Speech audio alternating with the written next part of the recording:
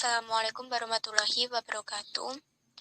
Kami dari kelompok 9 yang beranggotakan saya sendiri dengan nama Taurisma Yunentias dengan NIM 126211201010 dan teman saya yang bernama Erika Yunita dengan NIM 126211202045 akan mempresentasikan tentang konsepsi negara hukum dan hukum yang ada di Indonesia.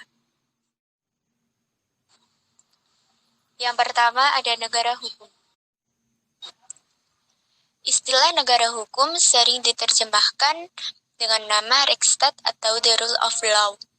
Paham Rechtsstaat pada dasarnya bertumbuh pada sistem hukum Eropa kontinental. Paham Rechtsstaat dikembangkan oleh ahli-ahli hukum Eropa Barat kontinental seperti Immanuel Kant dan Friedrich Julius Stahl. Sebaliknya, paham the rule of law mulai dikenal setelah Albert van Dissey. Paham the rule of law bertumbuh pada sistem hukum Anglo-Saxon. Pada saat yang hampir bersamaan muncul pula konsep negara hukum atau rule of the law yang dikembangkan oleh I.V. Dissey yang lahir dalam naungan sistem hukum Anglo-Saxon. Dissey mengemukakan unsur-unsur rule of the law sebagai berikut. Yang pertama, supremasi aturan-aturan hukum atau supremacy of the law, yaitu tidak adanya kekuasaan sewenang-wenang. Yang kedua, kedudukan yang sama dalam menghadapi hukum, equality before the law. Dalil ini berlaku baik untuk orang biasa maupun orang pejabat. Yang ketiga, terjaminnya hak-hak manusia oleh undang-undang di negara lain, oleh undang-undang dasar, serta keputusan-keputusan pengadilan. A. Sejarah negara hukum. Pemikiran atau konsepsi manusia tentang negara hukum lahir dan berkembang seiring dengan perkembangan sejarah manusia. Oleh karena itu, meskipun konsep negara hukum dianggap sebagai konsep universal, namun pendataran implementasi ternyata dipengaruhi oleh karakteristik negara dan manusianya yang beragam. Gagasan negara hukum telah dikemukakan oleh Plato dan Aristoteles ketika ia mengintroduksi konsep namoi sebagai karya tulis ketiga yang dibuat di usia tuanya. Menurut Aristoteles, terdapat 3 unsur dari pemerintahan yang berkonstitusi, yaitu yang pertama, pemerintahan dilaksanakan untuk kepentingan umum. Yang kedua, pemerintahan dilaksanakan menurut hukum yang berdasarkan pada ketentuan-ketentuan umum, bukan hukum yang dibuat secara sewenang-wenang yang menyampingkan konvensi dan konstitusi. Yang ketiga, pemerintahan berkonstitusi berarti pemerintahan yang dilaksanakan atas kehendak rakyat, bukan berupa paksaan, tekanan yang dilaksanakan pemerintahan yang berkuasa.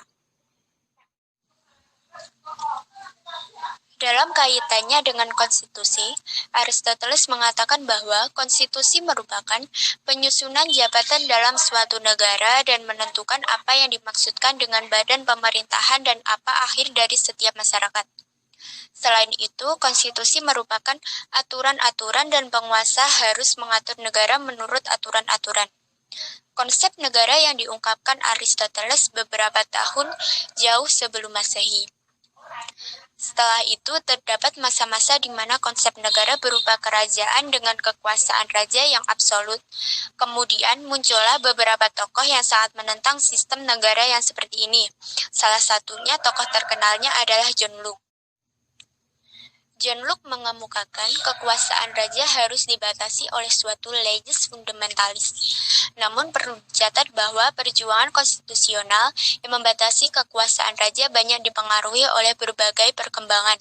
Di antaranya, yang pertama ada reformasi, yang kedua renaissance, yang ketiga hukum kodrat, yang keempat timbulnya kaum bourgeoisie beserta aliran pencerahan akal atau Aufklärung. Seiring dengan perkembangan zaman dan tuturan masyarakat pada waktu, lahir pula gagasan atau pemikiran untuk melindungi hak-hak asasi manusia yang dipelopori oleh pemikir-pemikir Inggris dan Perancis yang sangat mempengaruhi tumbangnya absolutisme dan lahirnya negara hukum. B. Unsur-unsur negara hukum. Menurut Stahl, unsur-unsur negara hukum Rechtsstaat adalah 1. perlindungan hak-hak asasi manusia. 2. Pemisahan atau pembagian kekuasaan untuk menjamin hak-hak itu. 3. Pemerintahan berdasarkan peraturan perundang-undangan. Dan 4. Peradilan administrasi dalam perselisihan. 5. Adanya pengawasan dari badan-badan peradilan atau registrar's control yang bebas dan mandiri, dalam arti lembaga peradilan tersebut benar-benar tidak memihak dan tidak berada di bawah pengaruh eksekutif. 6. Adanya peran yang nyata dari anggota-anggota masyarakat dan warga negara untuk turut serta mengawasi perbuatan dan pelaksanaan kebijaksanaan yang dilakukan oleh pemerintah. 7. Adanya sistem perekonomian yang dapat menjamin pembagian yang merata sumber daya yang diperlukan bagi kemakmuran warga negara. Dalam perkembangannya, konsep negara hukum mengalami penyempurnaan yang secara umum dapat dilihat di antaranya. 1. Sistem pemerintah negara yang didasarkan atas kedaulatan rakyat. 2. Bahwa pemerintah dalam melaksanakan tugas dan kewajibannya harus berdasar atas hukum atau peraturan perundang-undangan. 3. Adanya jaminan terhadap hak-hak asasi manusia atau warga negara. 4. Adanya pembagian kekuasaan dalam negara. Semangat membatasi kekuasaan negara ini semakin kental segera setelah lahirnya adagium yang begitu populer dari Lord Acton, yaitu power tends to corrupt but absolute power corrupt absolutely. Manusia yang mempunyai kekuasaan cenderung untuk menyalahgunakan kekuasaan itu. Tetapi kekuasaan yang tidak terbatas atau absolut pasti akan disalahgunakan. Model negara hukum seperti ini berdasarkan catatan sejarah dikenal dengan sebutan demokrasi konstitusional, dengan ciri bahwa pemerintah yang demokratis adalah pemerintah yang terbatas kekuasaannya dan tidak dibenarkan bertindak sewenang-wenang terhadap warga negaranya. Pembatasan-pembatasan sering disebut pemerintah berdasarkan konstitusi atau constitutional government. Tipe negara hukum. 1. Tipe negara hukum liberal. Tipe negara hukum liberal ini menghendaki supaya negara berstatus pasif, artinya bahwa warga negara harus tunduk pada peraturan-peraturan negara. Penguasa dalam bertindak sesuai dengan hukum. Di sini kaum liberal menghendaki agar penguasa dan yang dikuasai ada satu persetujuan dalam bentuk hukum serta persetujuan yang menjadi penguasa. 2. Tipe negara hukum formil. Negara hukum formil yaitu negara hukum yang mendapatkan pengesahan dari rakyat, serta tindakan penguasa memerlukan bentuk hukum tertentu, harus berdasarkan undang-undang. Negara hukum formil ini disebut juga dengan negara demokratis, yang berlandaskan negara hukum. 3. Tipe negara hukum material. Negara hukum material sebenarnya merupakan perkembangan lebih lanjut dari negara hukum formil, di mana tindakan penguasa harus berdasarkan undang-undang atau berlaku asas legalitas. Maka dalam negara hukum material, tindakan dari penguasa dalam hal mendesak demi kepentingan warga negara dibenarkan bertindak menyimpang dari undang-undang atau berlaku atas oportunitas. Yang kedua adalah negara hukum Indonesia. Negara Republik Indonesia dalam Undang-Undang 1945 secara nyata menyatakan bahwa Indonesia sebagai negara hukum, yaitu pada pasal 1 ayat 3 Undang-Undang 1945 berbunyi, Negara Indonesia negara hukum. Selain itu, dalam penjelasan umum Undang-Undang 1945 tentang sistem pemerintahan negara, konsepsi negara hukum Indonesia adalah konsep negara hukum material atau negara hukum arti luas, yang berarti pemerintah berperan aktif membangun kesejahteraan umum di berbagai lapangan kehidupan. Bukti Indonesia menggunakan konsep negara hukum material adalah pembukaan Undang-Undang Dasar 1945 alinea 4 dan pasal 33 dan 34 Undang-Undang 1945. Di dalam negara hukum, setiap aspek tindakan pemerintah, baik dalam lapangan pengaturan maupun dalam lapangan pelayanan, harus didasarkan pada peraturan perundang-undangan atau berdasarkan pada legalitas. Artinya, pemerintah tidak dapat melakukan tindakan pemerintahan tanpa dasar kewenangan, sehingga terdapat unsur-unsur tertentu dalam suatu negara hukum. Unsur-unsur negara hukum ini biasanya terdapat dalam konstitusi. Oleh karena itu, perwujudan secara operasional dan konsep negara hukum adalah konstitusi negara tersebut. Operasional dari konsep negara hukum di Indonesia dituangkan dalam konstitusi negara, yaitu Undang-Undang Dasar 1945.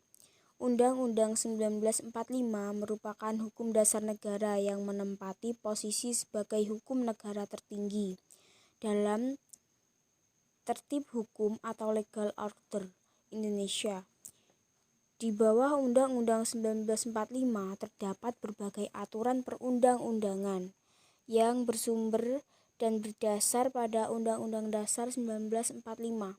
Undang-Undang Nomor 10 Tahun 2004 tentang pembentukan peraturan perundang-undangan menjelaskan jenis dan hierarkis peraturan perundang-undangan di Indonesia, yaitu sebagai berikut. 1. Undang-Undang Dasar 1945. 2. Undang-undang dan peraturan pemerintah pengganti undang-undang atau Perpu. 3. Peraturan pemerintah atau PP. 4. Peraturan Presiden atau Perpres. 6. Peraturan daerah. Negara hukum Indonesia menurut Undang-Undang Dasar 1945 mengandung prinsip-prinsip sebagai berikut. 1. Norma hukumnya bersumber pada Pancasila sebagai dasar dan adanya hierarki jenjang norma hukum. 2. Sistem konstitusional yaitu Undang-Undang 1945 dan peraturan perundang-undangan di bawah ini membentuk kesatuan sistem hukum. 3. Kedaulatan rakyat atau prinsip demokrasi. Hal ini tampak pada pembukaan Undang-Undang Dasar 1945. Kerakyatan yang dipimpin oleh hikmat, kebijaksanaan dalam permusyawaratan atau perwakilan. Dan pasal 1A ayat 2 Undang-Undang Dasar 1945, kedaulatan berada di tangan rakyat dan dilaksanakan menurut Undang-Undang Dasar. Prinsip persamaan kedudukan dalam hukum dan pemerintahan. Pasal 27A ayat 1 Undang-Undang Dasar 1945. Adanya organ pembentuk undang-undang atau DPR dan Presiden. 2. Sistem pemerintahannya adalah presidensil. 3. Kekuasaan kehakiman yang bebas dari kekuasaan lain atau eksekutif. Hukum bertujuan untuk melindungi segenap bangsa dan seluruh tumpah darah Indonesia, memajukan kesejahteraan umum, mencerdaskan kehidupan bangsa, dan ikut melaksanakan ketertiban dunia yang berdasarkan kemerdekaan, perdamaian abadi, dan keadilan sosial. Adanya jaminan akan hak asasi manusia dan kewajiban dasar manusia. Pasal 28A sampai 28J Undang-Undang Dasar 1945. Demikian yang dapat kami sampaikan. Kurang lebihnya mohon maaf. Wassalamualaikum warahmatullahi wabarakatuh.